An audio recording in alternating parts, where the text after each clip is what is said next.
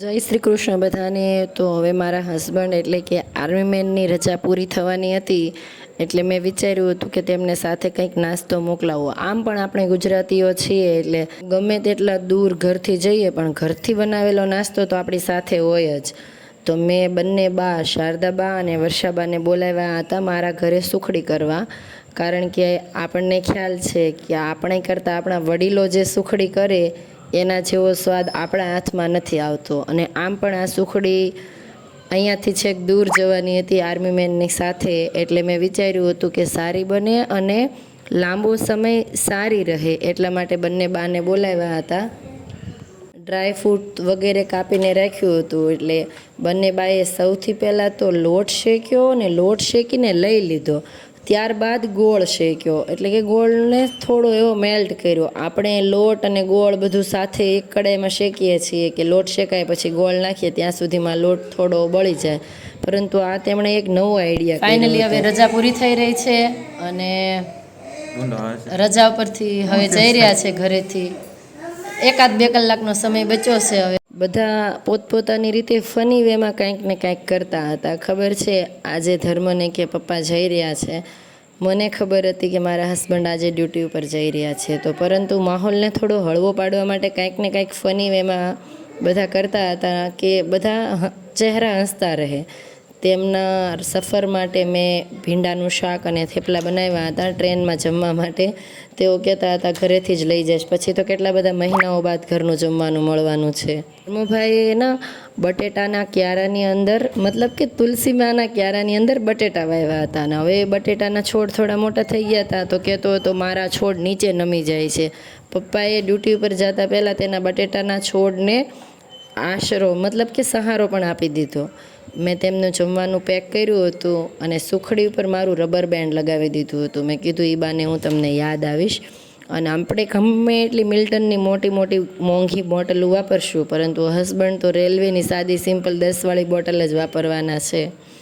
ધર્મ તેના પપ્પા માટે કાર્ડ બનાવતો હતો. હું રૂમમાં ગઈ તો મેં કીધું લાવ મને પણ આપી દે, એમાં હું થોડી મારી લાગણી પણ લખી લઉં. ત્યારબાદ મેં એ કાર્ડમાં મારી લાગણી લખી અને ત્યારબાદ એ ધર્મએ એ કાર્ડ પપ્પાની બેગમાં રાખી દીધું અને કહેતો હતો હવે પપ્પા જ્યારે પોતાની ડ્યુટી પર પહોંચી જશે, બેગ ખોલશે ત્યારે એને સરપ્રાઈઝ મળશે. તો આવી રીતે માહોલ એવો થોડો થોડો ભારે થતો જતો હતો કે હવે સમય આવી ગયો છે, હવે 1 કલાકની વાર રહી, 2 કલાકની વાર રહી.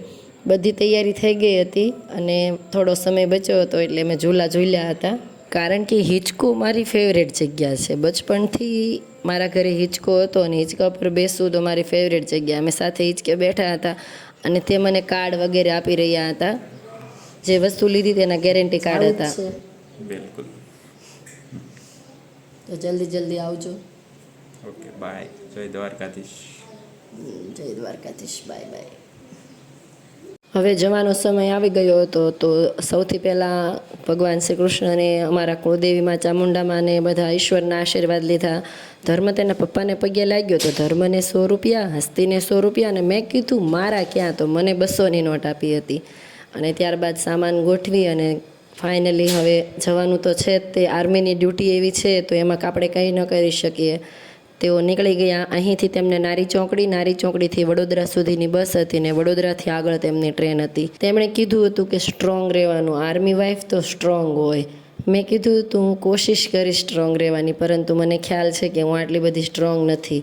ધર્મ તો થાંભલો પકડીને જ ઊભો હતો, મારી પાસે આવવાનું નામ નહોતો લેતો. હું સમજતી હતી કે એના મનમાં શું ચાલે છે, કારણ કે અત્યારે ખુદ હું મારી જાતને નહોતી સંભાળી શકતી તો ધર્મને તો કેમ સંભાળી શકું. તેઓ ગયા ત્યારબાદ આસપાસના પડોશી લોકો મારી પાસે બેસવા આવી ગયા હતા કે મને એકલું ના લાગે. પરંતુ એ લોકો ગયા ત્યારબાદ હતી એની એ મને તેમની માટે મેં નાસ્તો બનાવ્યો હતો, સુખડી બનાવેલી, એ બધા વાસણ પડ્યા હતા. કામ પડ્યું હતું પરંતુ કરવાનું મન નહોતું થતું, કારણ કે મહિનો સાથે રહ્યા અને ત્યારબાદ હવે જતા રહ્યા. અને હવે અમને ખબર છે કે આવનારા મહિનાઓ અમારે એકલા ગાળવાના છે. એવું રજા ઉપર આવે ત્યાં સુધી હવે ઇંતજાર જ કરવાનો છે. તેઓ ગયા ત્યારે મેં તેમને ચાંદલો કરી દીધો હતો. હંમેશા એવું થાય છે કે તેઓ કંઈક બહાર કે પોતાની ડ્યુટી ઉપર જાય એટલે હું તેમને ચાંદલો કરી દઉં. અને તેમણે મને સેથો પૂરી દીધો હતો. સેથો પણ કેવડો મોટો પૂરીને ગયા હતા. તો મેં પણ તેમને થેન્ક યુ કીધું કે થેન્ક યુ મને સેથો કરી દેવા બદલ. અને બધા જ પરિવારને બસ આટલું જ કહેવાનું છે કે માત્ર ફોનમાં સમય ન વિતાવતા. ખ્યાલ છે કે પુરુષો બહાર કમાવવા જાય એટલે આવીને કંટાળી જાય ને આવીને માત્ર ટીવી અને ફોન હોય, પરિવાર સાથે ઓછો સમય વિતાવે.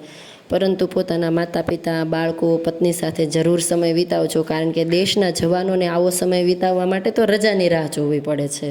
દર વખતે તો મારા હસબન્ડ જાય એટલે મારા પપ્પા આવી જતા થોડા દિવસ કે એક દિવસ રોકાવા માટે, કે અમને એકલું ના લાગે.